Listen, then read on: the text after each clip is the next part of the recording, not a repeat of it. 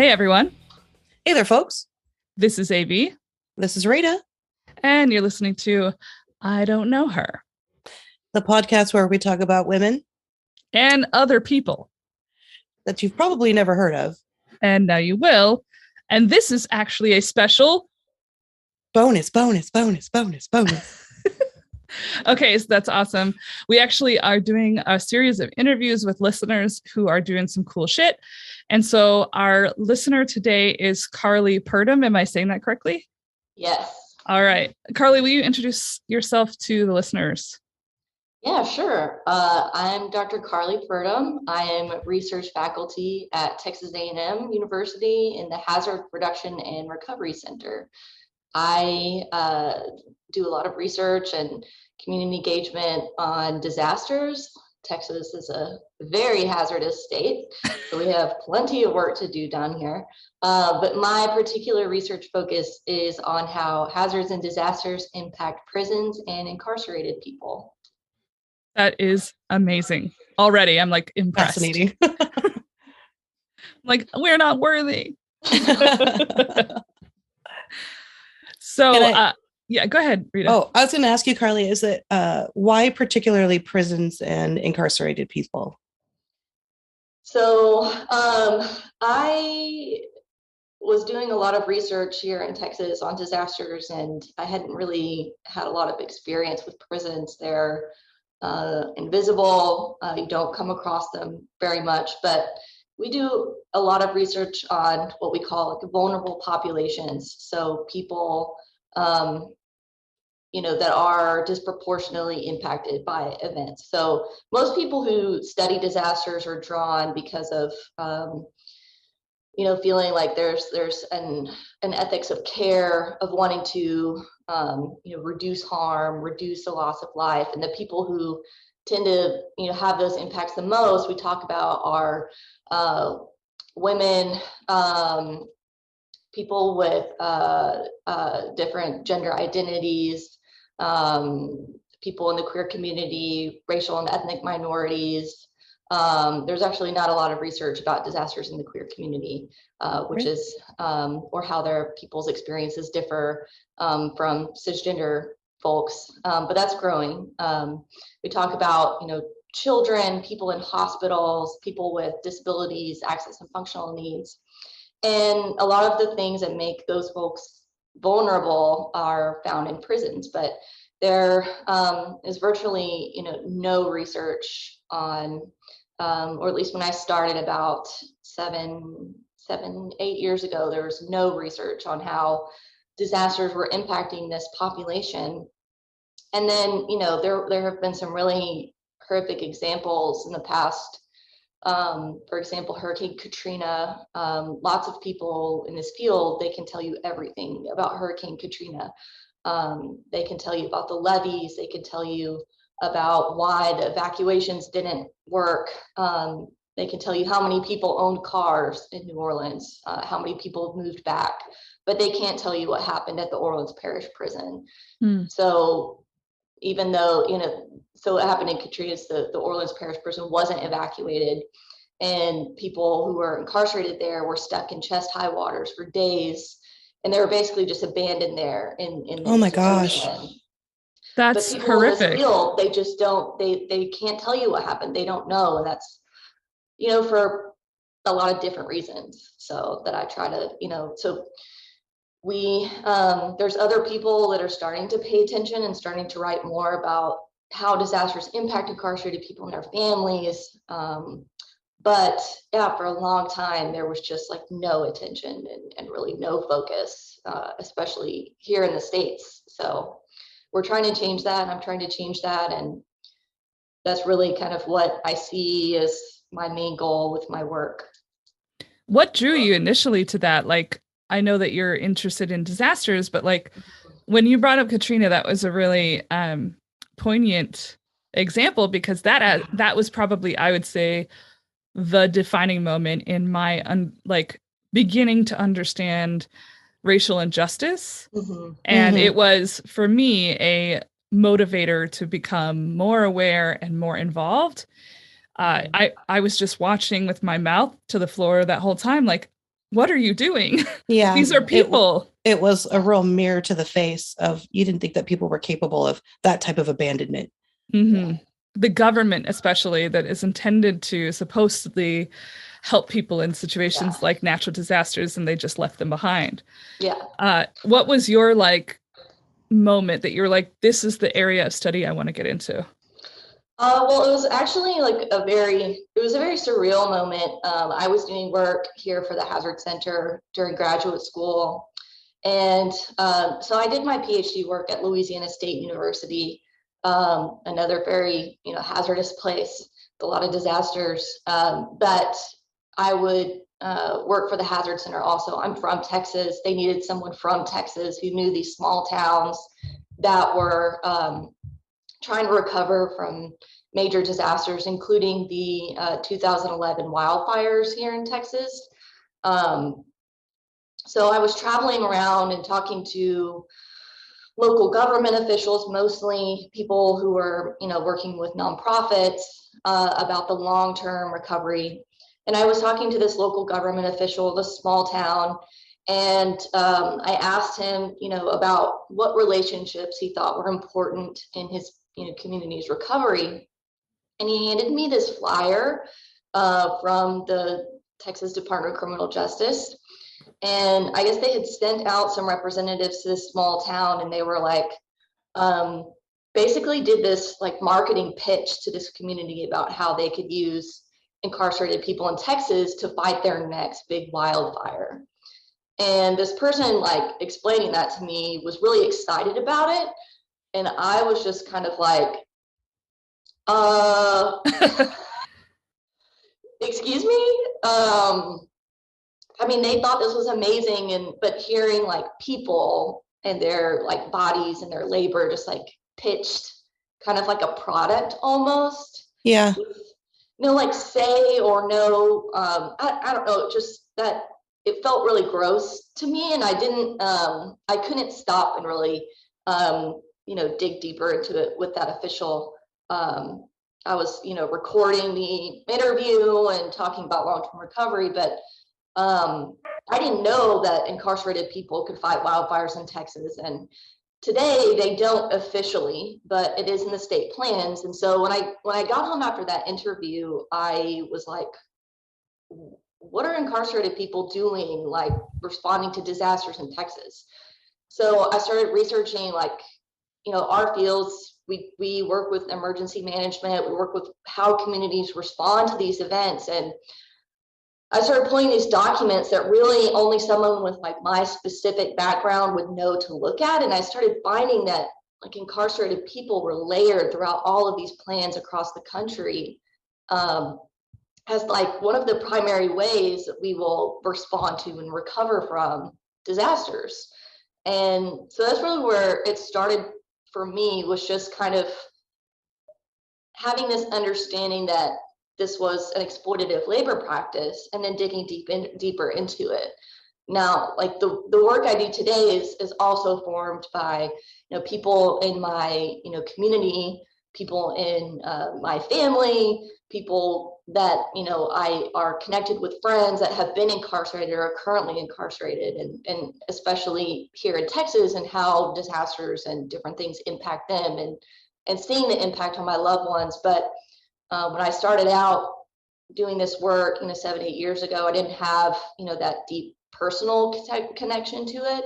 But as time has gone by, like many other Americans, you have people in your networks, people in your community that you know of that become incarcerated and are experiencing that harm directly.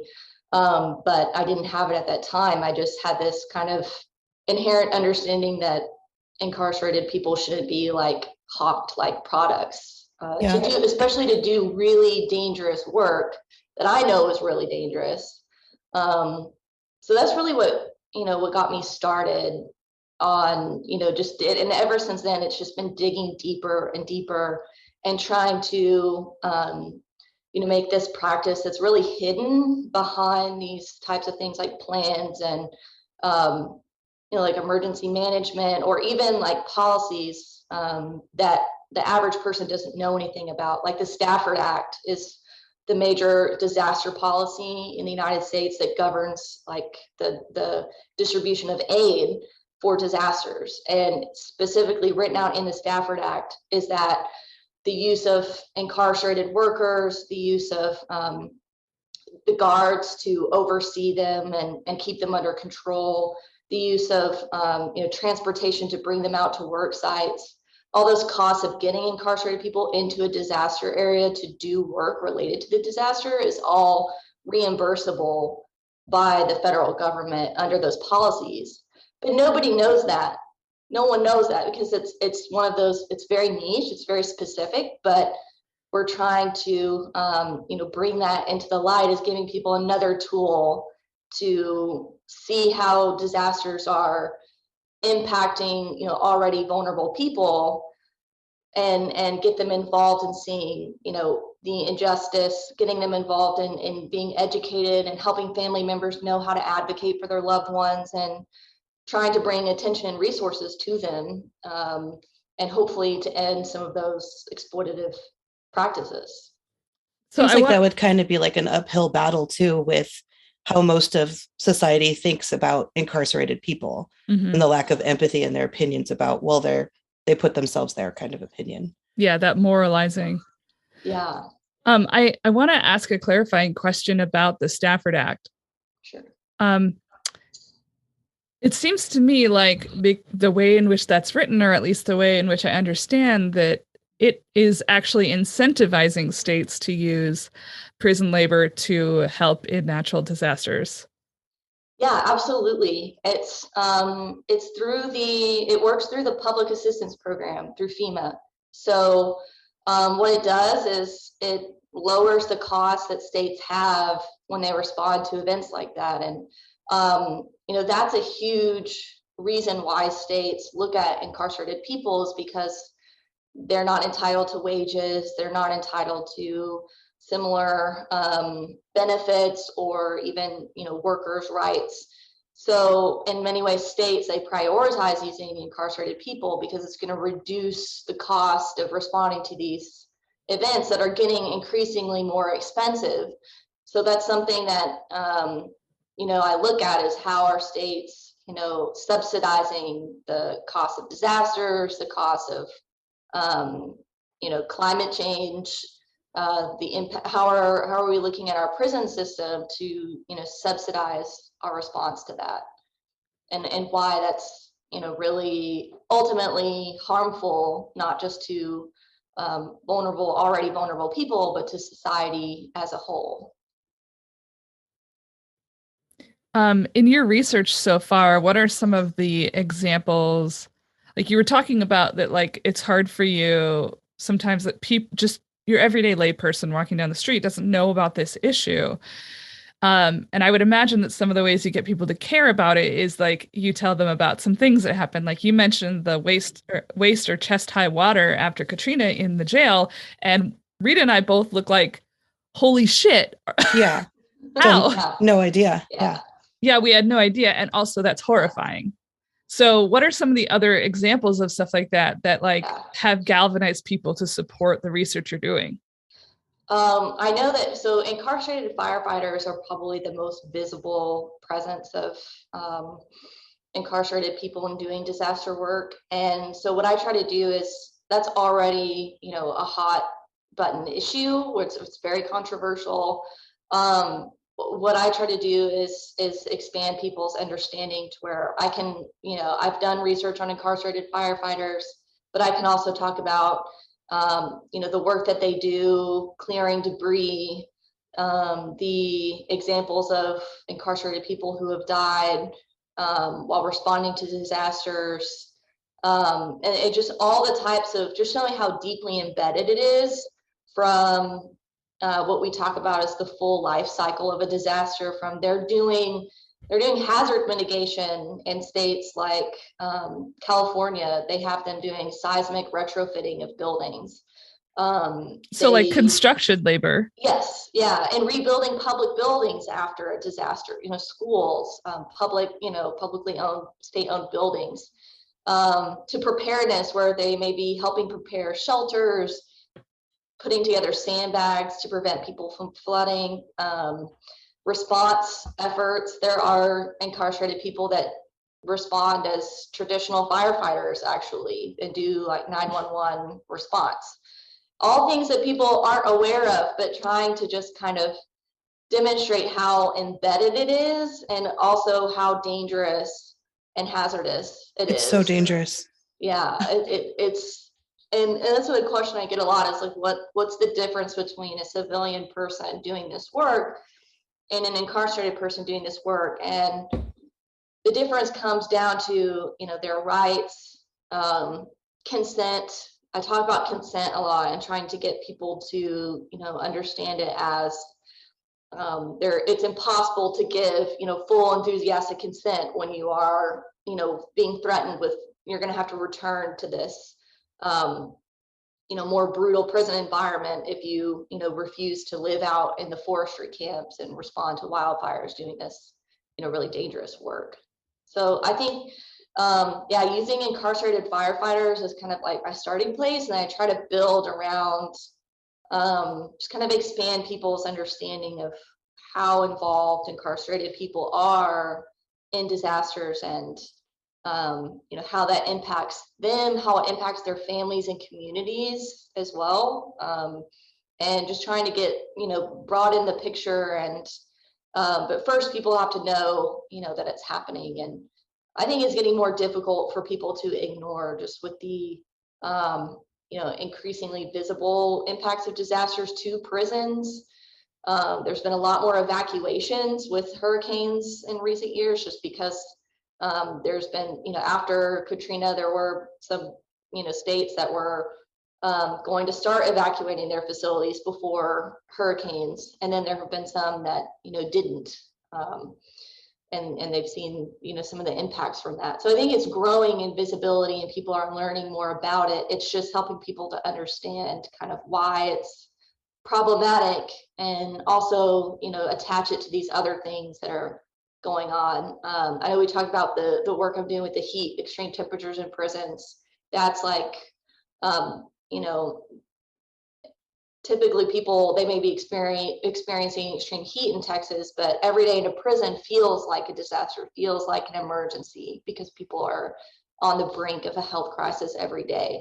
So getting people to just know that maybe, you know, they're not experiencing a disaster at that moment, or maybe they're not experiencing an emergency, but to know that incarcerated people are on that brink kind of every day, during the summers or even when we have extremely cold temperatures. Well, we had the ice storm in Texas last year, but I definitely see that as just kind of trying to highlight and grow the public consciousness so they can, you know, partner with communities to address a lot of these issues.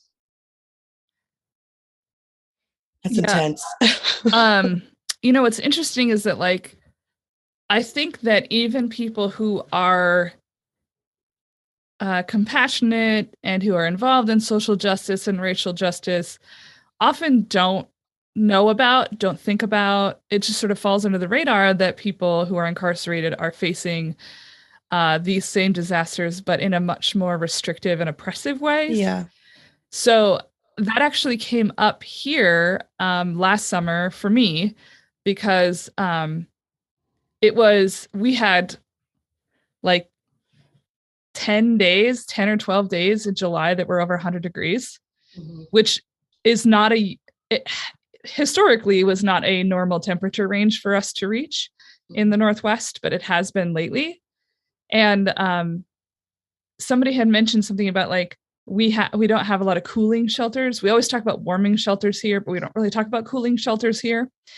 And so I was like, at least in the jails, they have air conditioning. Like that's like the one thing that they've got that a lot of people don't. And like, including in regular homes here, like nobody has air conditioning. It's not a thing that we have.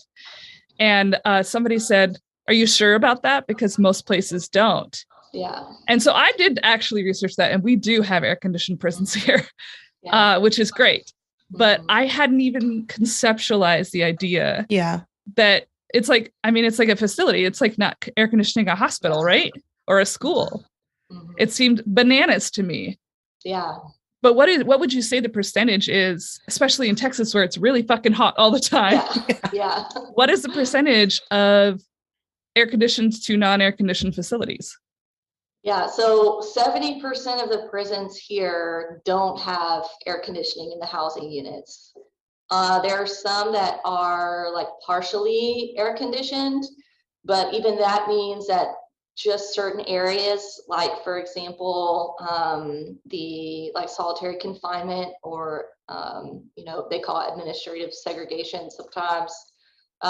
Those units may have air conditioning. So in places like that, if you are like someone who is extremely vulnerable to heat, which is really high presence of those people in prisons, because they tend to have the worst health, because they're coming from the communities that have the lowest resources, and you have huge environmental justice issues with the communities that are being drawn from our high racial minority communities, or Black and Hispanic communities here in Texas especially. And they have just like the worst health outcomes. And then you put that population in prison, the prison environment tends to degrade your health even more, especially if you don't have access to air conditioning. So they start with an already vulnerable population, and then the environment makes you more vulnerable. So there's a high presence of those folks incarcerated in Texas, and that's, a very broad brush that could be painted with prisons across the US, across the world. It's the most vulnerable people. But if you are in a unit, and there are some people who are put in solitary confinement just so they can have access to air conditioning. And we know, like from research has shown, all these really terrible detrimental effects of solitary confinement. So but again, there's 70% that just have no air conditioning in their areas. So they might have a couple of air conditioned buildings on the grounds, like maybe the chapel or the infirmary, or an education building. But where folks end up spending, most of their time in these housing areas don't have it. So it creates this just really dangerous situation. And Texas is one of 13 states that doesn't have don't fully air conditioning all their state prisons. So, and they're mostly concentrated in the South. I was just going to ask that. I was like, what is it, more concentrated area of what states do that? Yeah, it's mostly in the South, and there's been a long, you can trace the impact of extreme heat on incarcerated people all the way into the times of slavery, where enslaved persons working in the same places, working on the same projects, are reported falling out or dying from heat. And then you have this transition into incarcerated people, or are documented as because they're being forced to work during the heat of the day without protections.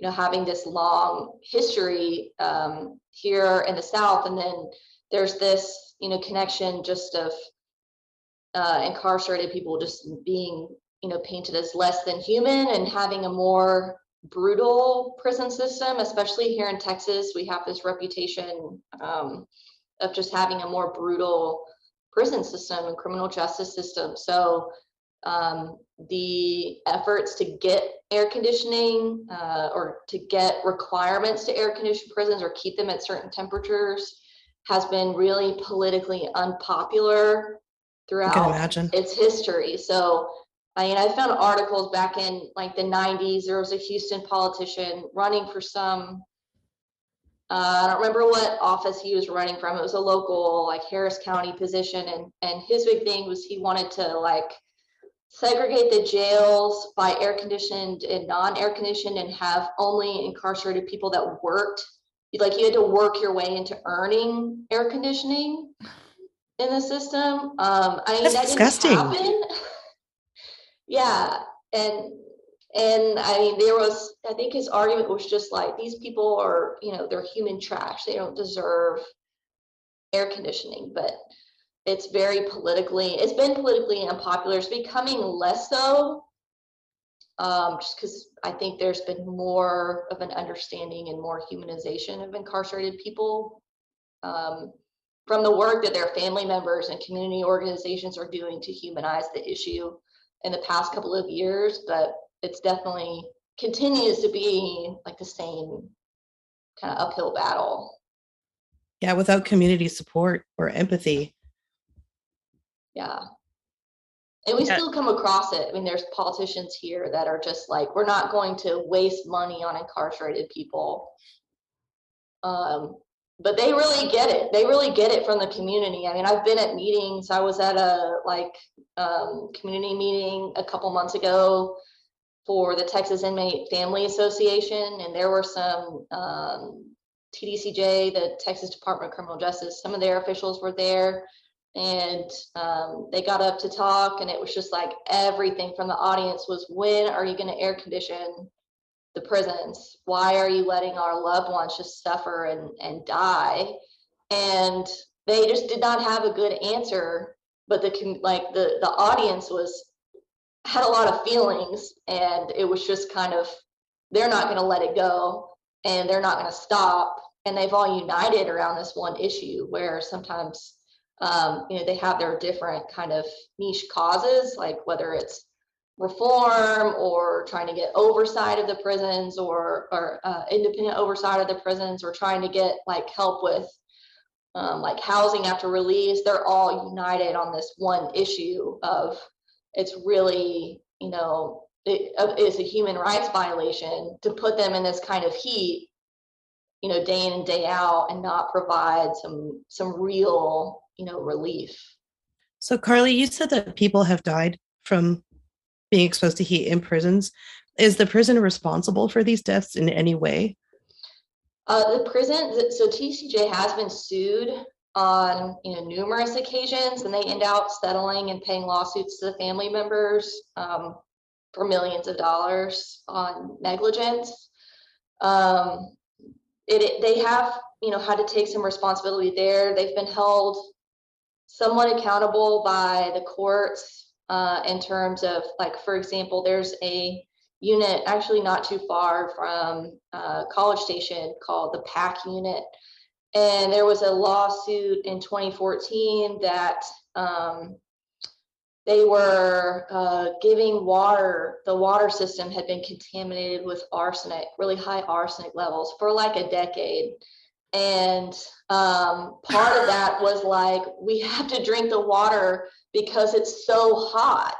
You're making us choose between these two things. So they had to bring in water, and then they've had to bring in, on other occasions, they had to install some temporary air conditioning into the PAC unit until they did a full, I don't know if they've even completed a full installation because it takes so long to actually get something to happen. But they tied those issues together. It's a unit for like really high vulnerable elderly people. So it was just kind of like, okay, well, air condition that one unit because these folks are real vulnerable, and they really will have a high number of deaths if we don't do it. But the other units, they didn't have to do anything with. They didn't have to respond. So it just did they fix the water?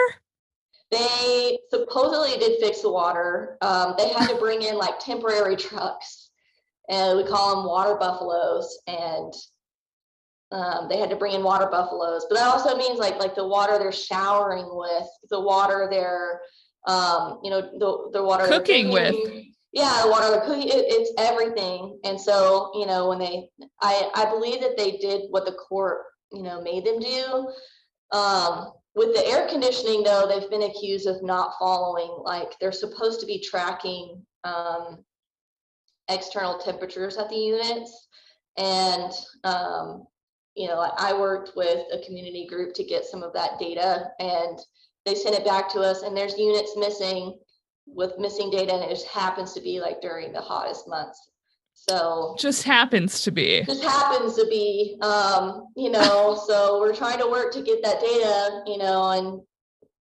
but they've been accused of not following their, heat protocols. And that's what our whole heat report is coming out with is, they have all of these after another lawsuit in like 2017, and by 2018, they had to formalize these, what they call like heat mitigation policies of how they were going to prevent people basically from dying during these systems. And they're going to give out water. Everybody should have access to water, to ice, to multiple showers if possible. So they have like an out and to not have to follow some of that stuff. To give access to what they call cooled respite areas, which are like, say, the education building or the chapel. And they say anyone is able to request it. They don't have to be severely ill to request it, and they can request it anytime and stay as long as they want. So this community organization I work with, the Texas Prisons Community Advocates, I've been working with them since late 2019. And after one of their like failed attempts to get the court or to get the legislative bodies to pass legislation to air condition the prisons, they said, well, we're not going to pass this legislation. We're going to do a study. But they didn't fund a study. They didn't actually do one. So they were like, well, we're going to do our own study. So they started sending these surveys out, and they're really great surveys. I mean, it's what we call it citizen science. And it was guided by their director now, Dr. Amit Dominic. She, directed this effort to send out, and her partner, Casey Phillips, who's no longer working with them. But they sent all these surveys out, hundreds. I had, several hundred surveys to get like, are they giving you water? Are you getting access to ice? Are you getting access to multiple showers? Are you able to get into these respite areas? And just so many of the answers are no. So, and there's so many reasons why, and most of it is it's just impossible to carry out those policies when you're incarcerating, 100 at that time, 140 to 150,000 people on any given day. And they're all supposed to have access to water, which they give out in these igloo coolers, like you see at like a soccer game or something. They put one out for, say, like 70 people. Well, it's instantly gone. And and most people didn't get it. So it just doesn't make sense because you can't have all the people, they can't access stuff like that at all times. So their policies don't even make sense. And that's what our report is showing. But it's from the incarcerated people talking about why these policies aren't working, and then adding kind of, my background expertise in emergency management and kind of evaluating and analyzing their responses and put it into this great report to just show like the only logical way that you can do this is by providing air conditioning, because nothing else is going to work. Is the barrier here supposedly the cost of doing it, or is the barrier here we don't give a shit about doing it? I think that it's both. States don't want to spend money on prisons, but they also don't want to stop incarcerating huge numbers of people. So they're going to have to let go of one of those things, or they're going to face this huge, community repercussion. So the members of the legislative body will argue that it's too expensive, but they're paying out millions of dollars in lawsuits. Yeah, that's what I was saying. Yeah, millions. And they have had, they did some cost estimations for how much it would cost to air condition a unit, and it was some crazy number. I don't remember exactly, but it was like $20 million it's going to cost us, and it ended up costing like $7 million. So they're saying like they can't even be trusted to like be honest about how much this would cost. Mm-hmm.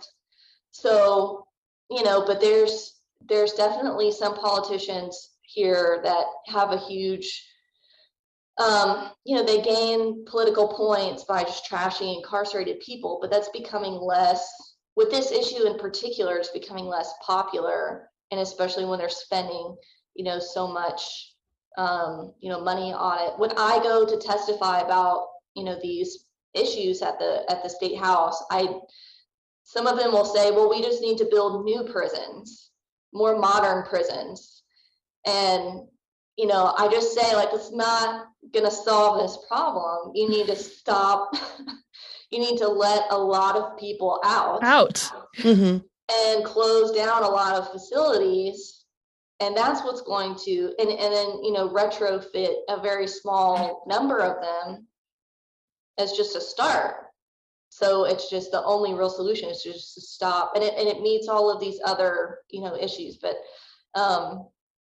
to stop, like, building a brand new super prison is not going to, it's going to actually, make your issues worse. But I'm able to go up and talk about that at the state house and try to, when I have members of private prisons coming up from GEO saying, well, all of our prisons are air conditioned, but they have all of these other terrible issues that it's like, no, don't look at them, look at me.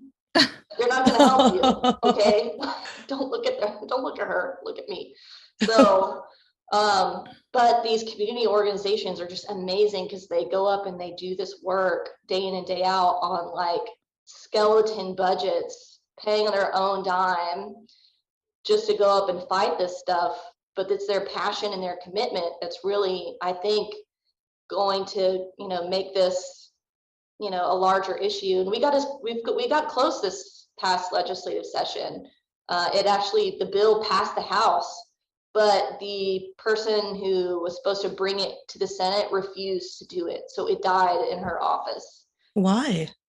I'm sure that she got that from the governor. So, those elections also matter, and political, he's in, our governor, Greg Abbott's facing, a primary challenge from other really hardcore or conservative right people. So, it's always difficult, like, meeting with some of those folks, and it's just like, you tell them what's happening, it's just like, it doesn't matter. So the community has to push them. They have to make it impossible for them to look away. And I think that this group, the Texas Prisons Community Advocates and Dr. Dominic, they're definitely doing that. And I just try to help and give any resources that I have from the university to try to, support their work.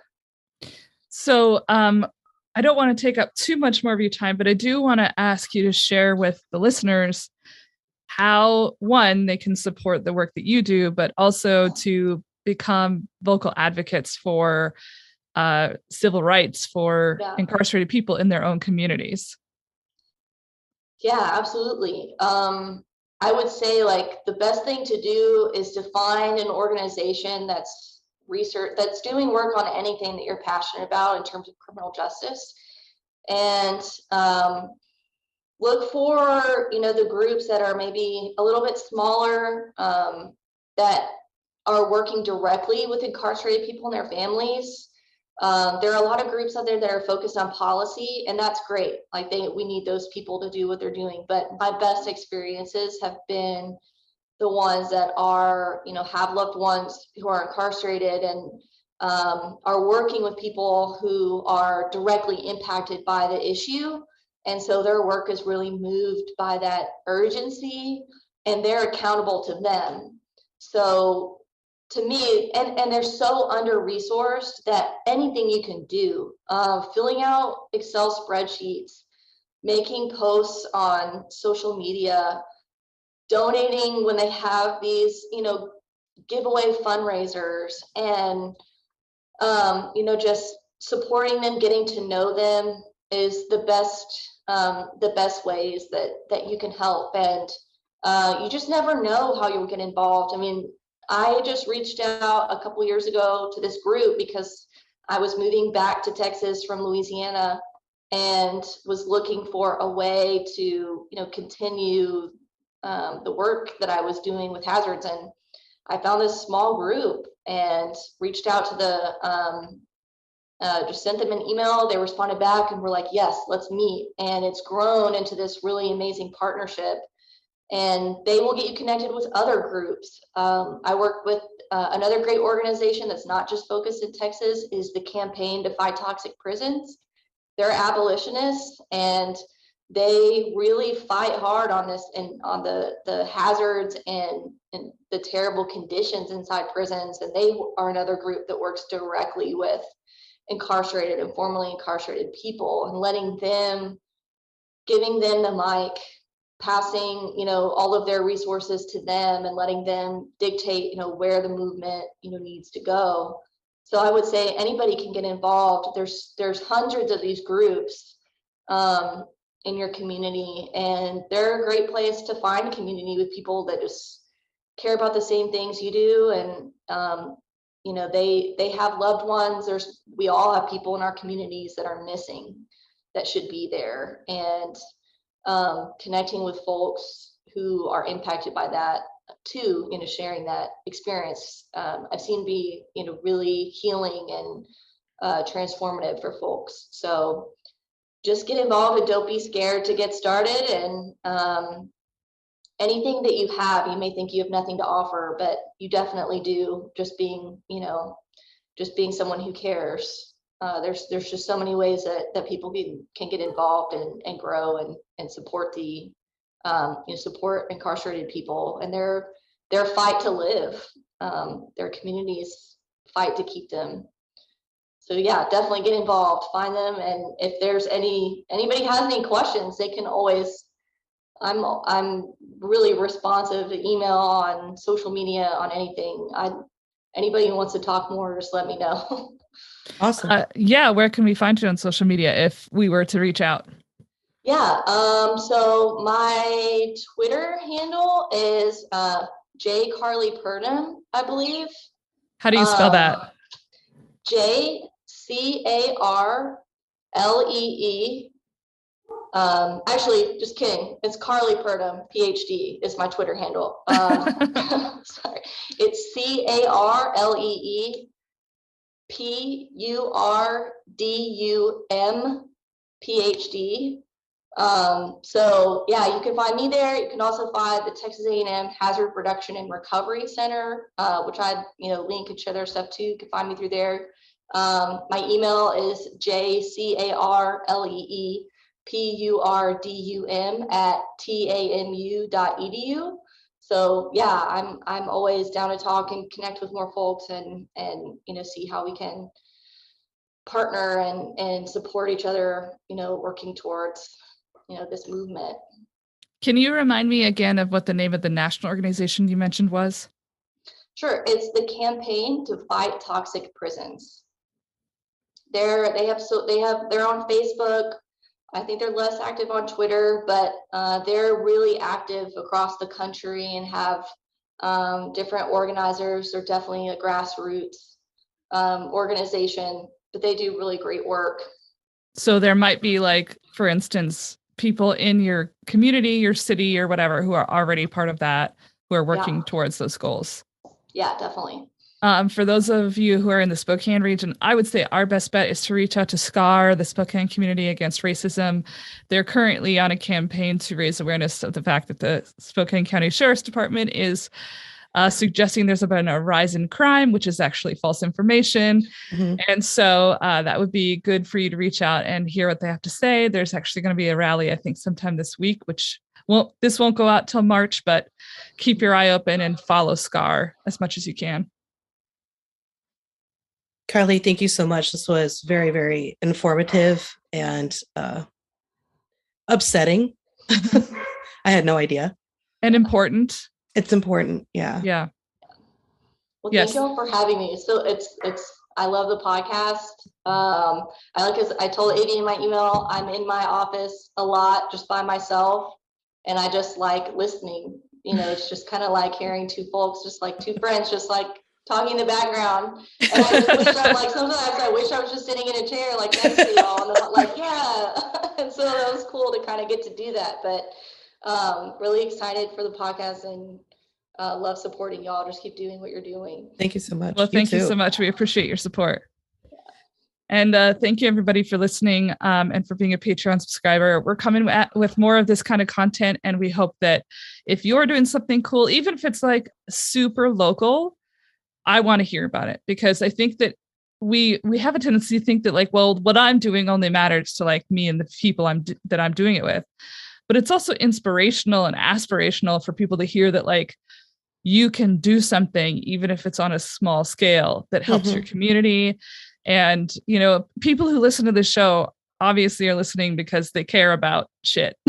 So yes, I hope that if you're a person who's doing something in your community, or you're writing something, you're creating something, we want to hear from you as well. Thank you, Lucas, for editing once again. And we want to say thank you to Jennifer Finch for our wonderful theme music. And we want to thank everybody for listening. So we'll see you next month. Thank you, folks. Goodbye.